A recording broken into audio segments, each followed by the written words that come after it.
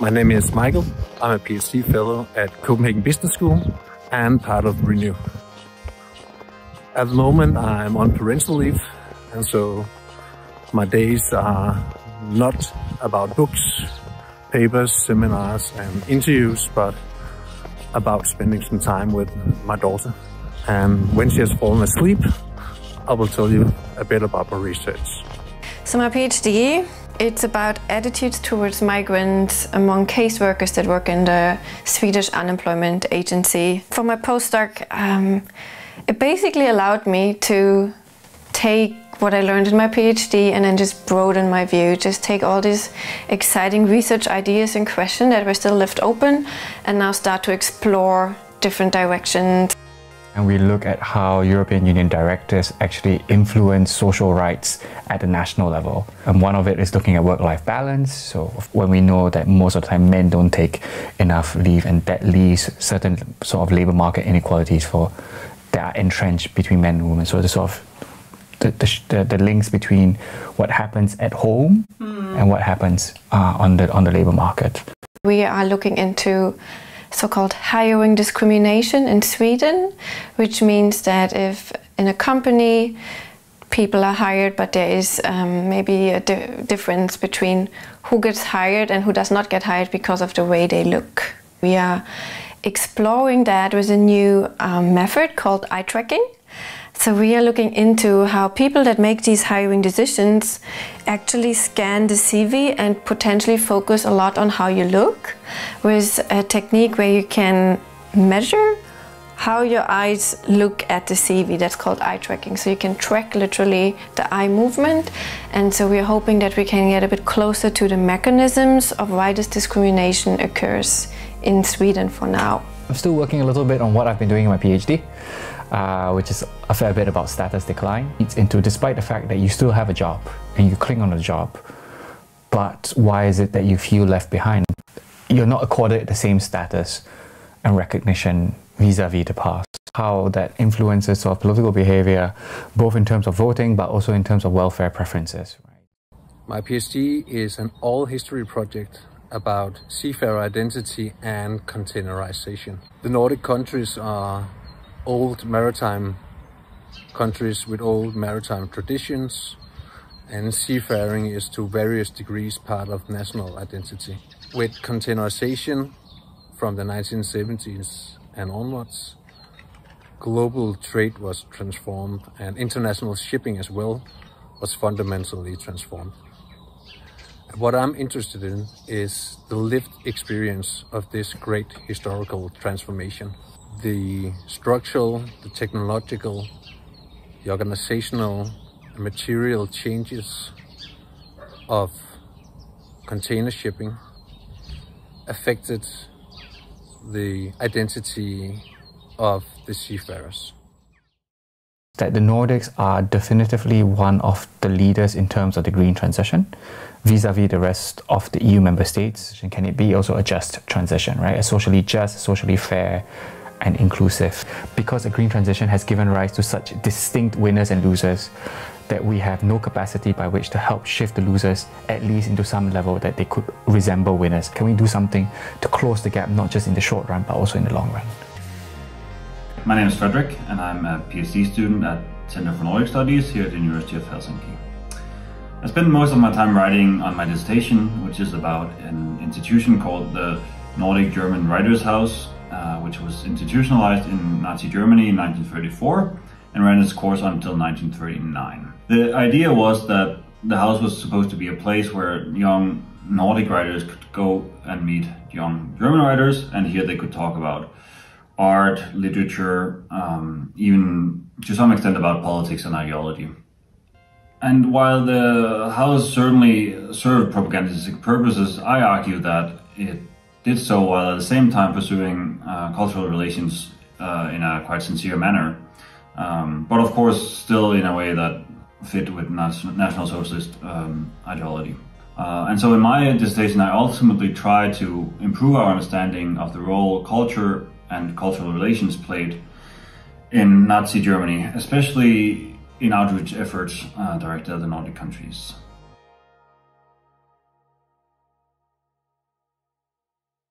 My name is Martin Johansson, and I'm a PhD student in history at Södertörn University. My name is Anna Bark Persson. I'm a PhD candidate within the Renew Research Hub. I'm doing my PhD at Södertörn University in Stockholm, and sort of my subject area is gender studies. My aim is to engage with new perspectives on what Nordic identity and Norden as an imagined place has been like between 1936 and 1994. This is what sports pages in 1936 looked like during the Olympic Winter Games, which was hosted by Nazi Germany. When I started to look on what the Olympic Games were like and how they were represented in the media, I very soon realized that most of the discourse occurred or was present and visible during Winter Games, and really only in relation to Sweden, Norway and Finland, who together cultivated a sort of almost North Nordic, or at least winter sporting Nordic identity. Because in all these three countries, some sports at the Olympics were perceived of as particularly Nordic. Sort of the idea of a sort of far and mysterious north that is at once sort of barbaric and utopian is a sort of very long sort of cultural trope. I look at fantasy literature.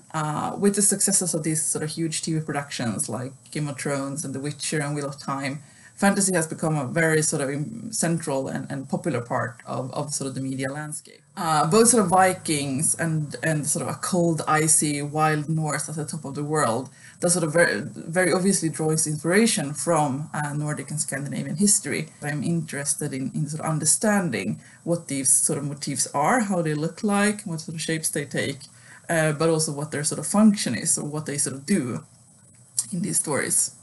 And likewise, the Viking is a character that sort of through history has sort of moved between the position of hero and villain, depending on sort of who is writing these sort of depictions and what for. And here, of course, I'm sort of talking about the popular Viking and not sort of like the historical people that lived in sort of Viking Age Scandinavia. The popular Viking is, of course, a creature that has sort of taken has a different life in sort of the popular imagination than it sort of than sort of the history sort of draws on.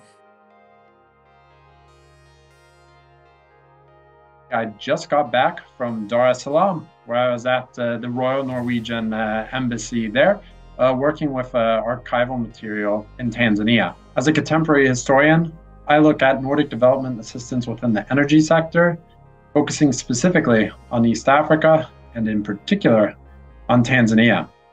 In fact, my doctoral research project, the Tanzanian-Norwegian Energy Relationship, 1989 to 2020, looks at this relationship through three specific energy projects with heavy Norwegian and in some cases Nordic involvement. Yes, Finland and Sweden are in the picture here as well. You have the Nordic and Norwegian business communities involvement. You have engaged civil society actors. You know, how did Norway work as a sort of middleman between the Swedes and the Finns, or, you know, working with the World Bank as well? And then you have the whole thing with the petroleum industry in terms of oil for development. The Oil for Development program in Tanzania, which was part of the Norwegian Agency for Development Cooperation, NORAD's global initiative to help countries like Tanzania better make use of their petroleum resources. Very interesting to see how the Nordics are perceived and how that perception has evolved from different historical roots. East Africa, Asia, South America, where there has been a significant Norwegian and Nordic development presence. My thesis is about anti-fascism in the Nordic countries from 1945 to 1975. Specifically, we'll deal with how the dictatorships of Southern Europe were resisted amongst much of the left and the labor movement in these countries. It's a book written by a bunch of leftists in Sweden, and it's called Solidarity. But it's also called an anti-fascist yearbook of 1968 and 1969.